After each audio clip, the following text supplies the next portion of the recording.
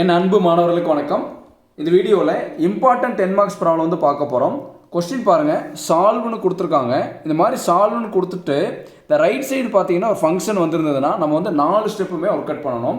First ஸ்டெப்பில் auxiliary equation கண்டுபிடிக்கணும், second ஸ்டெப்பில் காம்ப்ளிமெண்ட்ரி ஃபங்க்ஷன் கண்டுபிடிக்கணும், தேர்ட் ஸ்டெப்பில் வந்து பர்டிகுலர் இன்டெக்ரல் கண்டுபிடிக்கணும், ஃபோர்த் ஸ்டெப்பில் வந்து கம்ப்ளீட் சொல்யூஷன், அதாவதுன்னா காம்ப்ளிமெண்ட்ரி ஃபங்க்ஷனையும் பர்டிகுலர் இன்டெக்ரலையும் ஆட் பண்ணி எழுதணும். சரிங்களா? 1 by 1 வந்து பார்க்கலாம். ரொம்ப ஈஸியான மெத்தட் தான் உங்களுக்கு சொல்லி தர போகிறேன். வீடியோ ஸ்கிப் பண்ணாமல் முழுமையாக பாருங்கள். இப்போ தான் நம்ம சேனலுக்கு நீங்கள் புதுசாக வந்திருக்கீங்கன்னா சரவணகுமார் மேக்ஸுங்கிற சேனலை மறக்காமல் சப்ஸ்கிரைப் பண்ணி வச்சுக்கோங்க. மற்ற நண்பர்களுக்கும் ஷேர் பண்ணி விடுங்க. நம்மளால் முடிஞ்ச உதவியை நம்ம மற்றவங்களுக்கு செய்யலாம். ஃபஸ்ட்டு ஸ்டெப் என்னென்னா auxiliary equation to find AE. அப்போ ஏஇங்கிறது என்ன? ஏங்கிறது ஆக்சிலரி ஈக்குவேஷனுடைய ஃபஸ்ட் லெட்டர், ஈங்கிறது பார்த்தீங்கன்னா ஈக்குவேஷனுடைய ஃபஸ்ட் லெட்டர். அதனால் ஷார்ட் ஃபார்ம் வந்து ஏஇன்னு எழுதியிருக்கோம். புரியுதுங்களா?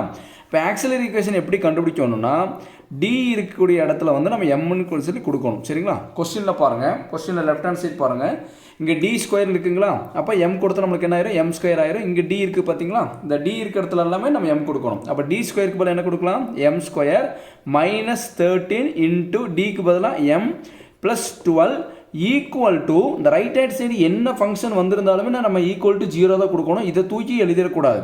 ஏன்னா நம்ம பார்க்குறது வந்து ஆக்சிலரி ஈக்குவேஷன்னா டி இருக்கக்கூடிய இடத்துல எம் கொடுக்கணும். டி ஸ்கொயருக்கு போல எம் ஸ்கொயர் மைனஸ் 13 டிக்கு போல M plus 12 equal to 0. Compulsory இங்கே வந்து ஈக்குவல் டு 0 தான் நம்ம கொடுக்கணும். சரிங்களா? ரைட் ஹேண்ட் சைடு என்ன ஃபங்க்ஷன் வேணால் இருக்கலாம், நம்ம வந்து இங்கே வந்து ஈக்குவல் டு 0 தான் கொடுக்கணும். புரியுதுங்களா? இப்போ அடுத்து என்ன பண்ணணும்னா, இது வந்து ஒரு குவாட்ராட்டிக் ஈக்குவேஷன் இருக்குங்களா? இது வந்து நம்ம கால்குலேட்டரில் நம்ம வந்து சால்வ் பண்ணலாம். இப்போ A equal to B equal to C ஈக்குவல்னு எழுதிக்கிங்க. ஏங்கிறது பார்த்தீங்கன்னா எம் ஸ்கொயருடைய கோஎஃபிஷியன்ட். எம் ஸ்கொயருக்கு முன்னாடி என்ன இருக்குது பாருங்கள்? 1. அப்போ பிங்கிறது எம்னுடைய கோஎஃபிஷியன்ட். எம்முக்கு முன்னாடி என்ன இருக்குது பாருங்கள்? மைனஸ் 13. சிங்கிறது கான்ஸ்டன்ட் என்ன இருக்குது பாருங்கள்? ப்ளஸ் 12. இதை பாக்ஸ் பண்ணி வச்சுங்க. A value, B value, C value box பண்ணி வச்சுட்டு இதை வந்து நம்ம கால்குலேட்டரை சால்வ் பண்ணலாம். இப்போ கால்குலேட்டர் ஆன் பண்ணிக்கோங்க. கால்குலேட்டர் பாருங்கள், மோடு வந்து 3 தடவை வந்து ப்ரெஸ் பண்ணுங்கள். 1 2 3 3 தடவை ப்ரெஸ் பண்ணதுக்கப்புறமா பாருங்கள் ஈக்குவேஷன் இருக்குங்களா? ஈக்குவேஷன் 1 நம்பர் ப்ரெஸ் பண்ணுங்கள். அடுத்து வந்து பார்த்தீங்கன்னா இந்த ரைட் சைடு இருக்குது பார்த்தீங்களா பட்டன், இந்த ரைட் சைடு பட்டனை ப்ரெஸ் பண்ணிங்கன்னா டிகிரின்னு வரும். டிகிரி 2ஆ 3ஆன்னு கேட்குது. இங்கே பாருங்கள் எம் ஸ்கொயர். அப்போ ஸ்கொயருங்கிறது பார்த்தீங்கன்னா டிகிரி வந்து என்ன? 2. அப்போ டிகிரி 2 வந்து ப்ரெஸ் பண்ணணும். ஏனுடைய வேல்யூ வந்து என்ட்ரு பண்ணணும். ஏக்கு பதிலாக என்ன கொடுத்துருக்காங்க பாருங்கள்? 1. அப்போ 1 அமுத்திட்டு உடனே ஈக்குவல் அமுத்திடணும். ஒரு வேல்யூ என்ட்ரு பண்ண உடனே அடுத்து ஈக்குவல் அமுத்திடணும். பிக்கு பதிலாக பாருங்கள் மைனஸ் 13 ஈக்குவல். சிக்கு பதிலாக 12 அமுத்தி ஈக்குவல் அமுத்தணும். இங்கே வந்து பாருங்கள் x1ஓட வேல்யூ 12னு வருது. இங்கே x1க்கு பதிலாக நம்ம m1 எடுத்துக்கிறோம். சரிங்களா? m1ஓட வேல்யூ வந்து 12.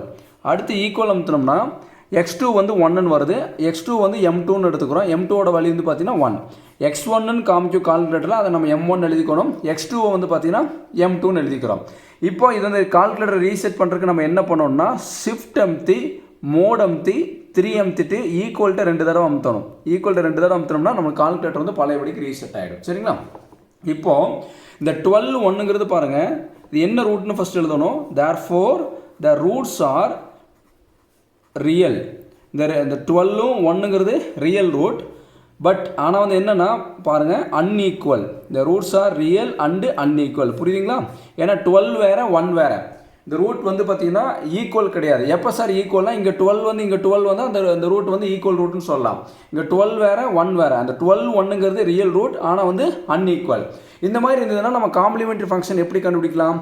ஸ்டெப் 2ல் பாருங்கள், டு ஃபைண்ட் சிஎஃப். சிங்கிறது காம்ப்ளிமெண்ட்ரி, எஃப்ங்கிறது ஃபங்க்ஷன். ஷார்ட் ஃபார்மில் சிஎஃப்னு எழுதுகிறோம். அப்போ y equal to roots are real and அன்ஈக்குவலாக இருந்ததுன்னா காம்ப்ளிமெண்ட்ரி ஃபங்க்ஷனுடைய ஃபார்முலா என்னமா? Y equal to A e power m1x plus B e power m2x. இதுதான் அதனுடைய ஃபார்முலா. இதை பாக்ஸ் பண்ணி வச்சுக்கோங்க. இதில் m1 வேல்யூ m2 வேல்யூ வந்து கொடுக்க போகிறோம். m1க்கு பதிலாக டிக் பண்ணிக்கோங்க, m2க்கு பதிலாக டிக் பண்ணி வச்சுங்க. இப்போ இந்த இடத்துல y equal to A e power m1க்கு பதிலாக என்ன கொடுக்கலாம்? 12x ப்ளஸ் பிஇ பவர் m2க்கு பதிலாக என்ன கொடுக்கலாம் பாருங்கள்? 1x. பவரில் தான் கொடுக்கணும். சரிங்களா? இதுதான் காம்ப்ளிமெண்ட்ரி ஃபங்க்ஷன். இப்போ அடுத்த ஸ்டெப் 3ல நம்ம என்ன கண்டுபிடிக்கணும்னா பர்டிகுலர் இன்டெக்ரல் கண்டுபிடிக்கணும். டு ஃபைண்ட் பிஐனா பர்டிகுலர் இன்டெக்ரல். ஷார்ட் ஃபார்ம் வந்து பிஐன்னு எழுதியிருக்கேன். இப்போ நம்ம கொடுத்தக்கூடிய கொஸ்டின் வந்து பார்த்தீங்கன்னா 2 பர்டிகுலர் இன்டெக்ரல் இருக்குது. இது வந்து பாருங்கள், இது வந்து என்னென்னா ஃபஸ்ட்டு பர்டிகுலர் இன்டெக்ரல். பிஐனா பர்டிகுலர் இன்டெக்ரல். இது பிஐ1னா ஃபஸ்ட்டு பர்டிகுலர் இன்டெக்ரல். இது வந்து என்னென்னா PI2 வந்து செகண்ட் பர்டிகுலர் இன்டெக்ரல். நம்ம 1/1 வந்து நம்ம கண்டுபிடிக்கலாம். சரிங்களா? இப்போ வந்து PI1 particular integral 1 equal to particular integral நம்ம எப்படி கண்டுபிடிப்போம்? RHS divided by LHS. இதுதான் வந்து ஃபார்முலா. சரிங்களா? இப்போ ரைட் ஹேண்ட் சைடில் நம்மளுக்கு என்ன இருக்குது பாருங்கள். Particular integral 1 2e power -2x இதுதான் RHS. புரியுதுங்களா? டிவைடட் பை LHSங்கிறது பாருங்கள். இந்த y விட்டுட்டு எழுதுங்க பார்க்கலாம். LHSல இருக்குது d ஸ்கொயர் -13d + 12. அது எழுதுங்க பார்க்கலாம். d square -13d + 12. இப்போ நம்ம என்ன பண்ணணும்னா நல்லா கவனிச்சுங்க. இப்போ என்ன பண்ணணும்னா டீனுடைய வேல்யூ நம்ம எழுதணும். டீனுடைய வேல்யூ பாருங்கள். டிங்கிறது எக்ஸினுடைய கோஎஃபிஷியன்ட் தான் டீனுடைய வேல்யூ. இங்கே e பவர் -2x இருக்குங்களா? அப்போ வந்து பாருங்கள் எக்ஸினுடைய கோஎஃபிஷியன்ட் வந்து என்ன -2. அப்போ டிக்கு பதிலாக -2ன்னு கொடுக்கணும். புரியுதுங்களா? டிக்கு பதிலாக -2ன்னு சொல்லி எங்கே கொடுக்கணும்னா டினாமினேட்டரில் கொடுக்கணும். இந்த டிக்கு பதிலாக -2ன்னு நம்ம எப்படி எடுத்தோம்? e பவர் -2xன்னு இருக்குது. எக்ஸினுடைய கோஎஃபிஷியன்ட் தான் டி. அப்போ எக்ஸுக்கு முன்னாடி என்ன இருக்குது பாருங்கள் -2. இந்த 2 எடுத்துடக்கூடாது. எக்ஸுக்கு முன்னாடி என்ன இருக்குது பாருங்கள் -2. அந்த வேல்யூ தான் கொடுக்கணும். அப்போ டினாமினேட்டரில் எங்கெல்லாம் டி இருக்கோ டி இருக்க இடத்துல நம்ம -2 கொடுக்க போகிறோம். சரிங்களா? இப்போது இந்த இடத்துல 2e power -2x divided by d square. d ஸ்கொயருக்கு போல் என்ன கொடுக்கலாம்? -2 ஸ்கொயர் -13 இன்ட்டு இந்த டிக்கு பதில் என்ன கொடுக்கலாம் பாருங்கள்? -2 அடுத்து ப்ளஸ் என்ன இருக்குது பாருங்கள்? +12. இது எழுதிக்கலாம். இது வந்து என்ன? Particular integral 1. அப்போ வந்து நியூமரேட்டர் அப்படியே வச்சுங்க. 2e power -2x divided by இது டினாமினேட்டர் வந்து கால்குலேட்டர் பாருங்கள். அப்படியே டைப் பண்ணுங்க பார்க்கலாம். என்ன இருக்கோ அப்படியே டைப் பண்ணுங்கள். ப்ராக்கெட் ஓப்பன் பண்ணி -2 ப்ராக்கெட் க்ளோஸ் பண்ணிட்டு ஸ்கொயர் -13 ப்ராக்கெட் ஓப்பன் பண்ணி -2 ப்ராக்கெட் க்ளோஸ் பண்ணிவிட்டு +12 ஈக்குவல் தான் ஆன்சர் வருது பாருங்கள். 42ன்னு வருது. இதுதான் பர்டிகுலர் இன்டெக்ரல் 1. இது அப்படியே வச்சாலும் கரெக்டு. அப்படி இல்லையா இந்த மேலே இருக்கு பாருங்க. இந்த 2வையும் 42வையும் நம்ம கேன்சல் பண்ணால் நம்மளுக்கு இங்கே என்ன வரும்? 21 வரும். இது கால்குலேட்டர் கூட நீங்கள் ஆப்ரேட் பண்ணி பார்த்துக்கலாம். 2 டிவைட் பை 42ன்னு அடிச்சு பாருங்கள். 2 டிவைட் பை 42 0.0476 வருதுங்களா? ஷிஃப்ட் எம்தி ஈக்குவல் எம்தி பாருங்கள். 1 டிவைட் பை 21 அப்போ என்ன பண்ணலாம்? e power -2x divided by 21. 1ங்கிறது மேலே இருக்குது, கீழே வந்து 21. இது பர்டிகுலர் இன்டெக்ரல் 1 ஆன்சர். இது இந்த டிவைட் பண்ண தெரியாதவங்க 2e power -2x divide by 42 அப்படியே வச்சுக்கலாம். 1 2s are 2, 21 2s are வந்து என்ன? 42. புரியுதுங்களா? அடுத்து நம்ம கண்டுபிடிக்க வேண்டியது என்ன? பர்டிகுலர் இன்டெக்ரல் 2 கண்டுபிடிக்கணும். புரியுதுங்களா? பர்டிகுலர் இன்டெக்ரல் 2 நம்ம எப்படி கண்டுபிடிப்போம்?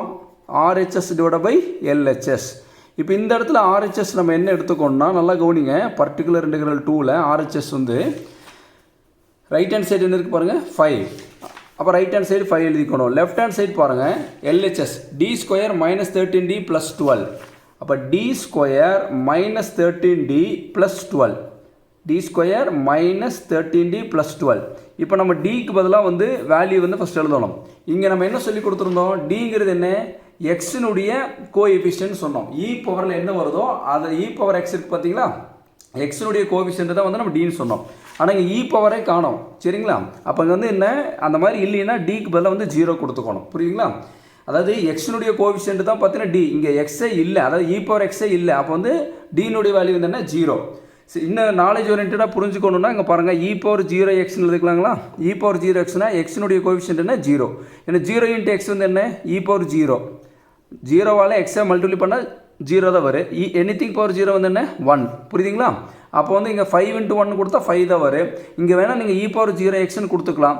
இல்லை எதுவுமே வேண்டாம்னா நீங்கள் அந்த வெறும் நம்பர் வந்ததுன்னா டிக்கு பதிலாக 0 கொடுக்கணும்னு ஞாபகம் வச்சுங்க. டிக்கு பதிலாக 0 கொடுக்கணும்னு ஞாபகம் வச்சுங்க. வெறும் நம்பர் மட்டும் வந்ததுன்னா டிக்கு பதிலாக 0. வெறும் நம்பர் வராமல் இந்த இ பவரில் வந்து பார்த்தீங்கன்னா -2x இந்த மாதிரிலாம் வருதுன்னா எக்ஸினுடைய கோஎஃபிஷியன்ட் வந்து எடுத்துக்கணும். இங்கே எக்ஸினுடைய கோஎஃபிஷியன்ட் வந்து -2. இங்கே இ பவர் 3xன்னு வந்ததுன்னா எக்ஸுக்கு முன்னாடி என்ன இருக்குது? 3 இருக்குங்களா? அப்போ டிக்கு பதிலாக 3 கொடுக்கணும். இங்கே இ பவரில் எதுவுமே இல்லை, அதனால் டிக்கு பதிலாக 0 கொடுக்குறோம். எங்கே கொடுக்கணும்னா டினாமினேட்டரில் கொடுக்கணும். இப்போ 5 டிவைடட் பை டி ஸ்கொயர், அதாவது 0 ஸ்கொயர் -13 × 0 + 12. இதை வந்து கால்குலேட்டரில் வந்து ஃபஸ்ட் நம்ம அடிக்கலாம். 5 இந்த டினாமினேட்டரில் என்ன இருக்குது பாருங்கள். அதை அப்படியே கால்குலேட்டர் டைப் பண்ணுங்கள். ப்ராக்கெட் ஓப்பன் பண்ணிவிட்டு 0 ப்ராக்கெட் க்ளோஸ் பண்ணி ஸ்கொயர் -13 ப்ராக்கெட் ஓப்பன் பண்ணி 0 ப்ராக்கெட் க்ளோஸ் பண்ணிவிட்டு +12 ஈக்குவல் வந்து ஆன்சர் என்ன வருது பாருங்கள்? 12. அப்போ PI2 பர்டிகுலர் இன்டெக்ரல் 2 வந்து 5/12ன்னு வருது. இப்போ 3ஆவது ஸ்டெப்பில் நம்ம என்ன கண்டுபிடிச்சிட்டோம்? பர்டிகுலர் இன்டெக்ரல் கண்டுபிடிச்சிட்டோம்.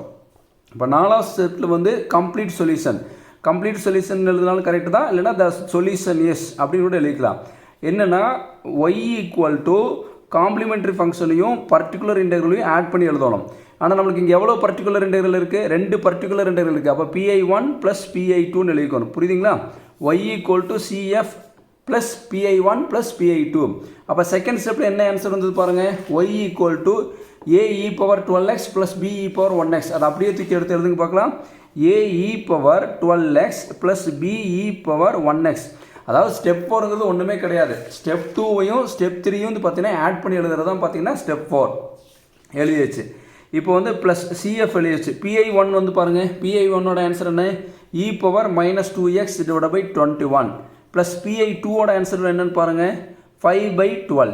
அப்போ இதுதான் கொடுக்கக்கூடிய கிவன் ப்ராப்ளத்துக்கு உண்டான ஆன்சர். ஸ்டெப் 4 நம்ம எப்படி எழுதணும், காம்ப்ளிமெண்ட்ரி ஃபங்க்ஷனையும் பர்டிகுலர் இன்டெக்ரலையும் ஆட் பண்ணி எழுதியிருக்கோம். காம்ப்ளிமெண்ட்ரி ஃபங்க்ஷனோட ஆன்சர் பாருங்கள், ஸ்டெப் 2ஓட ஆன்சர்த்தையும் அப்படியே எழுதிட்டு அடுத்து PI1ஓட ஆன்சர் என்ன வந்திருக்கு பாருங்கள், e⁻−2x/21. PI2 பாருங்கள் ப்ளஸ் 5/12 எடுத்து எழுதிட்டோம். இதுதான் வந்து பார்த்தீங்கன்னா கொடுக்கக்கூடிய கிவன் ப்ராப்ளத்துக்கு உண்டான ஆன்சர். பொறுமையாக பாருங்கள், கண்டிப்பாக புரியும். இந்த வீடியோ உங்களுக்கு பிடிச்சிருந்ததுன்னா மறக்காமல் லைக் பண்ணுங்கள், மற்ற நண்பர்களுக்கும் ஷேர் பண்ணி விடுங்க. நம்மளால் முடிஞ்ச உதவியை நம்ம மற்றவங்களுக்கு செய்யலாம். Thank you students.